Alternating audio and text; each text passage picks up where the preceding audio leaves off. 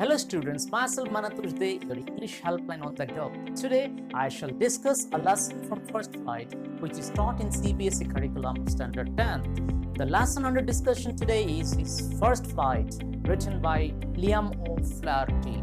This chapter belongs to the lesson Two Stories About Flying. This lesson is divided into two videos. This is the first part of the two-part video series. Dear students, if you are new to my channel or if you haven't subscribed to my channel so far, kindly subscribe to it and press the bell icon for notification of new videos. Before we begin, let me throw some light on the biography of the author, theme of the story sequence and recapitulation. So dear students, let's begin.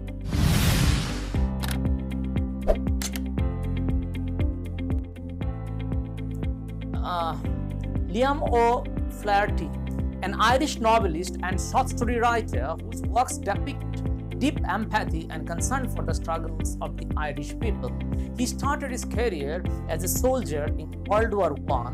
He participated in Irish revolutionary activities for a few years and then took to writing in the 1920s. His first successful novel was Thy Neighbor's Wife. Other books include The Black Soul, The Informer, The Peddler's Revenge, and other stories. He was considered to be one of the foremost figures of the Irish Renaissance. Now let's move on to the theme of the story. This story describes a family of seagulls consisting of 6 members. There is a young seagull in the family who is unable to fly even after repeated efforts. The story highlights the importance of family in one's life. It also conveys the message that one needs to have faith in one's ability to surmount all the hurdles of life. The story highlights the concern of parents for their kids. Now let's move on to the story sequence. The young seagull is scared to fly and nothing can make him jump off the ledge of the cliff. His 2 brothers and his little sister too had flown away the day before. When he came near the edge, the height of the cliff and great expanse of the sea below made him afraid to fly.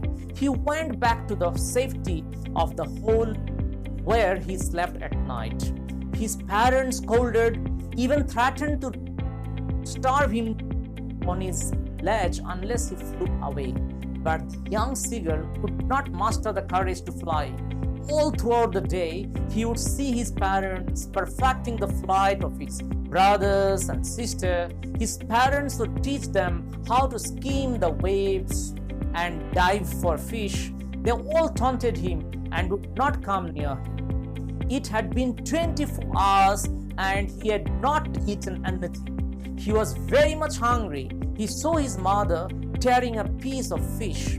The sight of food maddened him and he begged her to give him the food. His mother then flew towards him with the fish but stayed some inches away, dangling the fish in front of him. Unable to control himself, he dived for the fish, and thus he dived for the fish and jumped off the ledge.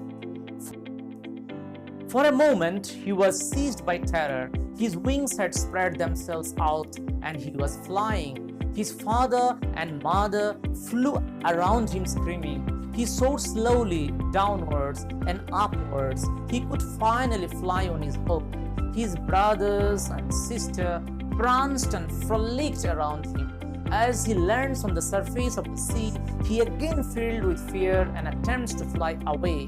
But he is too tired and weak with hunger to do so. He lets his feet sink into the sea and finds himself floating. The seagull becomes so happy and soars higher, calling ga ga gape. It was really a joyous moment for the whole family. His brothers and sister, along with his parents, come near to encourage and cheer him. The young seagull successfully made his first flight. Now let's move on to the recapitulation. There was a young child in the family who was unable to fly even after several attempts. The seagull family consists of 6 seagulls: mother, father, 3 sons, and 1 daughter. His parents tried several times to teach him how to fly, but he is scared to fly. He thinks that if he flies, his wings would not support him and he would fall down in the sea below and drown. They even threaten him if he doesn't fly. As the time passes, the young seagull could not tolerate the hunger and the heat. He moves closer to the edge and pretends to fall asleep, but nobody takes notice of him. His mother then flew towards him with the fish, but stayed some inches away, dangling the fish in front of him. Unable to control himself, he dived for the fish, and thus he jumped off the ledge. He soared slowly downwards and upwards. He could finally fly on his own. So dear students, that's the end of the part 1 of this lesson. I shall come up with the part 2 of the video very shortly. So dear students, hope you understood the narration of the story. Do share my video with your friends, and also write your feedback in the comment section. I shall be looking forward to seeing your feedback in the comment section. And of course, if you haven't subscribed to my channel so far, kindly subscribe to my channel and press the bell icon for notification of every new video. Kindly do watch my video. It so happens that like you are more interested in question and answers, but for the concept is more important, dear students. Therefore, first watch the video, develop the concept, then go for the question answers part of the lesson. Thank you so very much once again for watching. Have a nice time.